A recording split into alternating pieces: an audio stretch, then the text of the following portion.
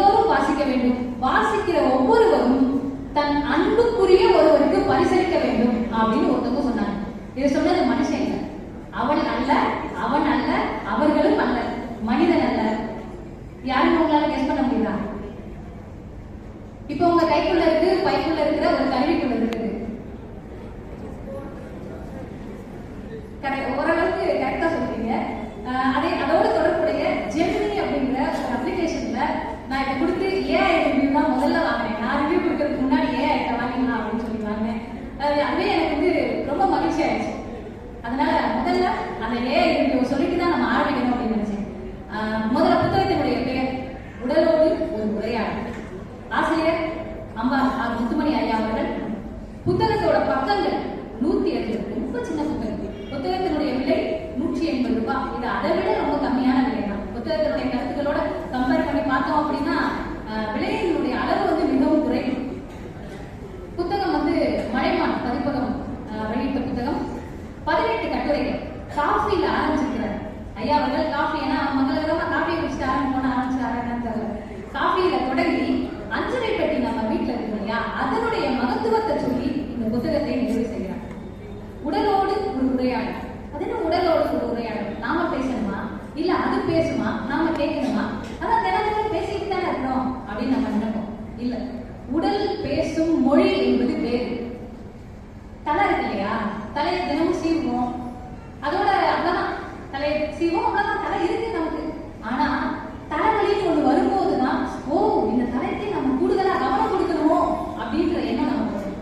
வயிறு இருக்கு, தினமும் சாப்பிடுறோம், பசிக்குது சாப்பிடுறோம், பசி வயிறு, அவ்வளவுதான் நமக்கு அதுக்குள்ள வரும். ஆனா வலி என்று ஒன்று வரும்போதுதான் வயிற்றுக்கு நாம் ஏதோ தீங்கு ஏற்றிருக்கிறோம் அப்படிங்கிற எண்ணம் நமக்கு வரும். காலத்துக்கு நடக்கிறோம், பயணம் செய்யறோம். ஆனா முட்டு வலின்னு ஒண்ணு வரும்போது மட்டும்தான் நமக்கு ஆஹா நாம அதிகமா எடை கூடிட்டு இருக்கிறோம் அல்லது ஏதோ ஒரு காரணத்தினால ஒரு சத்து குறைபாடுனால வலி வருது, அதை நம்ம சரி பண்ணணும்.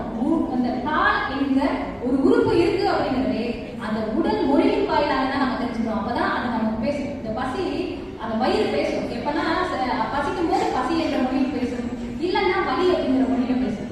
இந்த உடல் உறுப்புகள் இருக்கு இல்லையா, அது நமக்கு ஒரு தேவை ஏற்படும் போது பேசும், அதற்கு ஒரு தேவை ஏற்படும் போது பேசும்.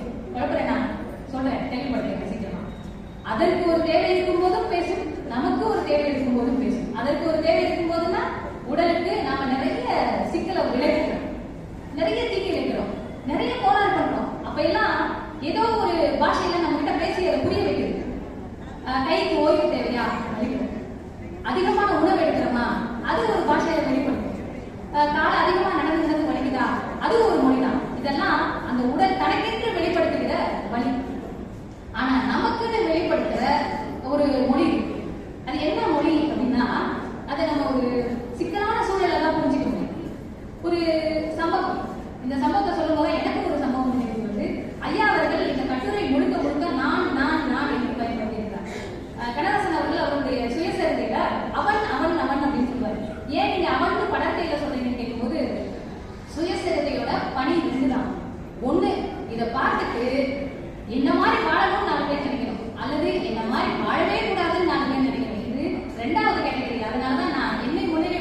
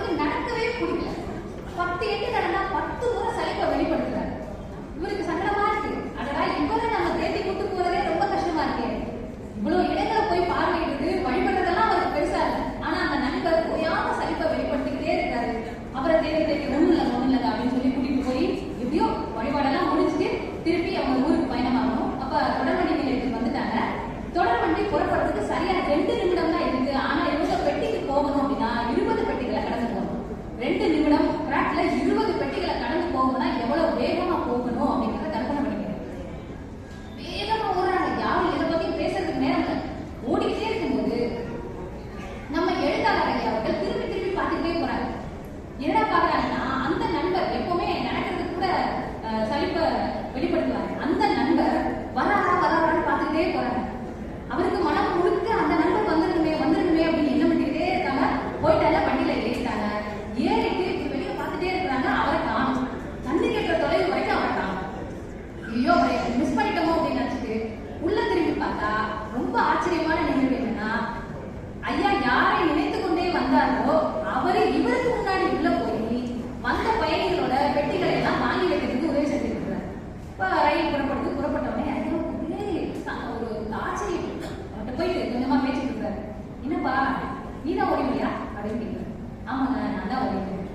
நீ நடக்கிறதுக்கே ரொம்ப சலிச்சுக்கிறாளாச்சேப்பா, எப்படி இவ்வளவு வேகமா வந்த? ஆமாங்க எனக்கு தெரியல, இப்ப எனக்கு கால் வலிக்கல, மூச்சு இறைக்கல, நான் ரொம்ப புத்துணர்வா இருக்கிற மாதிரி உணர்றேன் அப்படின்னு சொல்றாரு. அப்பதான் ஐயா அவர்கள் சொல்றாங்க, நீ உன்னுடைய மனசை உன் காலில் இருந்து பிரிச்சு வச்சிருக்க. உன்னுடைய மனதுக்கு தனியா ஒரு இலக்கை கொடுத்து ஓடு அப்படின்னு சொல்லி அதை வேற பக்கமா நீ டைவர்ட் பண்ணதுனால உன்னுடைய உடல் உபாதைகள் உனக்கு பெருசாவே தெரியல. அப்ப இந்த உடல் மொழியை யார் தீர்மானிக்கிறது அப்படின்னா மனசுதான். நம்ம மனசு எதையாவது ஒண்ணு பார்த்து ஐயோ எனக்கு இதுதான் நடக்கணும், ஐயோ நான் இவ்வளவு கஷ்டப்படுறேன் அப்படின்னு நினைச்சுட்டே இருந்தா அது மாதிரியே தான். அதனாலதான் உடல் மொழியை தீர்மானிப்பது மனதுதான். இந்த மனதை நாம சரியா வச்சுக்கணும். அதற்கான வள்ளுவர் சொல்றாரு, இந்த இடத்தில் கரையா தீர்வடி. அதுதான் இப்ப நான் சொன்னேன் இல்லையா, இப்ப உங்களுக்கு புரிஞ்சிருக்கும். உடல் தனக்கு தேவை என்றாலும் ஒரு மொழியை வெளிப்படுத்தும். நமக்கு தேவை அந்த சூழல்ல அவருக்கு வண்டியை பிடிக்கணும். அப்ப அந்த சூழலுக்கு எப்படி ஒத்துழைப்பு கொடுத்து அந்த உடல் ஒத்துழைப்பு கொடுக்கறது தான் அந்த உடல் மொழி.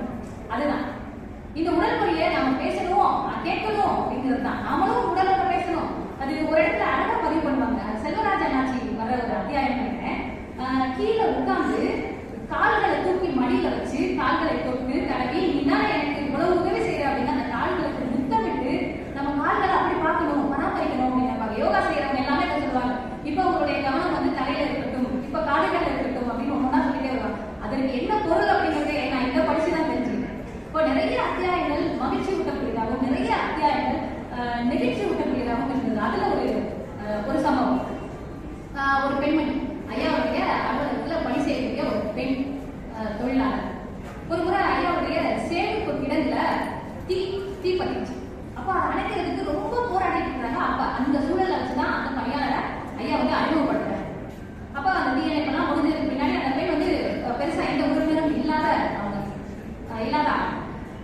அவங்களுக்கு ஒரு முறை உடல் நல குறைபாடு ஏற்பட்டு மருத்துவமனைக்கு போகும்போது ஐயா அவர்கள் பண உதவி எல்லாம் செஞ்சு மருத்துவ உதவி எல்லாம் செஞ்சு அவங்க நல்லா பார்த்துட்டாங்க. அப்ப அந்த மருத்துவர் ஐயா அவர்களுக்கு தொலைபேசியில தொடர்பு கொண்டு ஒரு தகவல் ஒன்று கேட்கிறாங்க. அவங்களுக்கு வயிற்றுல வலி எப்படி வந்தாங்க, அதை நாங்க சரி பண்ணிட்டோம், ஆனா கழுத்துல அவங்களுக்கு ஒரு கட்டி இருக்கிற மாதிரி இருக்கு, அதையும் நாங்க நீக்கிடுறோம், நீங்க அனுமதி கொடுங்க, நீங்க தான் அவங்களோட கேர்டேக்கர் அப்படின்னு சொல்லிக்கிறோன்னே ஐயா யோசிச்சாங்க, சரி நம்ம நல்லதுக்காக தானே செய்யறோம் அப்படின்னு சொல்லி சரின்னு சொல்றாங்க. சரின்னு சொன்னா இவங்க வந்துடுறாங்க, மருத்துவமனையில இருந்து வந்துடுறாங்க. நார்மலா அவங்களுடைய பணி திரும்பி சிறப்பா பணியா செஞ்சுட்டு இருக்கிறாங்க. அந்த சூழல்ல மருத்துவர் அந்த கட்டியை பரிசோதனைக்காக அனுப்பி வச்சுட்டு ஐயாவுக்கு வந்துருச்சு ரிசல்ட் வந்த உடனே ஐயாவோட தொலைபேசியில தொடர்பு சொல்றாங்க, நம்ம நினைக்கிற மாதிரி அது சாதாரணமான கட்டி இல்லை, அவங்களுக்கு புற்றுநோய் இருக்குது, அதுவும் 3ஆம் நிலை புற்றுநோய், அதை குணப்படுத்துறது அப்படிங்கிறது முடியாத விஷயம்.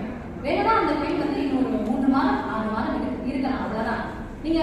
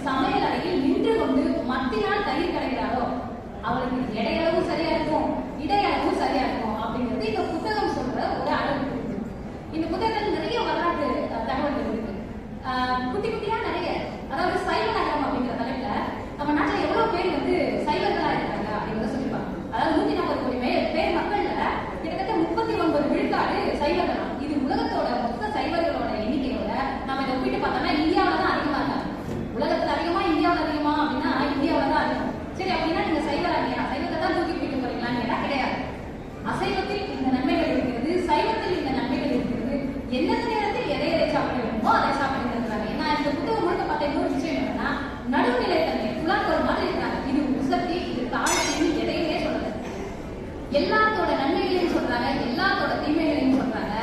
அதை படிச்சுட்டு நீயா இதை புரிஞ்சுப்ப அப்படின்னு விட்டுறாங்க. அதுவே இந்த புத்தகத்துக்கான ஒரு வெற்றின்னு நான் நினைக்கிறேன். ஏன்னா நான் ஒரு விஷயத்தை தூக்கி பிடிச்சிட்டேன்னா நான் ஒரு பக்கம் சார்பாக இல்லையா, ஒரு பக்கம் சார்பு அப்படிங்கிறது ஒரு ஆசிரியருக்கு இருக்கக்கூடாது. அப்படி ஒரு அருமையான நடை புத்தகம் முழுக்க முழுக்க சுவாரஸ்யமான மொழி நடை. இன்னொரு விஷயத்த வந்து சொல்லுவாங்க, பெங்காலிகளோட பழக்கம் என்னன்னா குழந்தைகளுக்கு வந்து வெள்ளி தட்டுல சாப்பாடு போட்டு கொடுக்குறாங்க. அது இந்த குழந்தைகளுடைய தன்மை வந்து குறைக்கும் அப்படின்னு சொல்றாங்க. அது நம்ம தமிழ்நாட்டிலேயே நிறைய பேர் அதை பின்பற்றாங்க. ஆனால் இனிமேல் இந்த புத்தகத்தை வாங்கி கொடுத்து நிறைய பேர் அந்த மாதிரி பண்ணலாம் அப்படிங்கிறது என்னுடைய ஆலோசனை. இன்னும் நிறைய விஷயம் இருக்கு. காஃபி இருக்கு இல்லையா, காஃபி டார்க் சாக்லேட் எல்லாமே அளவோடு சாப்பிட்டா பின்புறுத்து மது கூட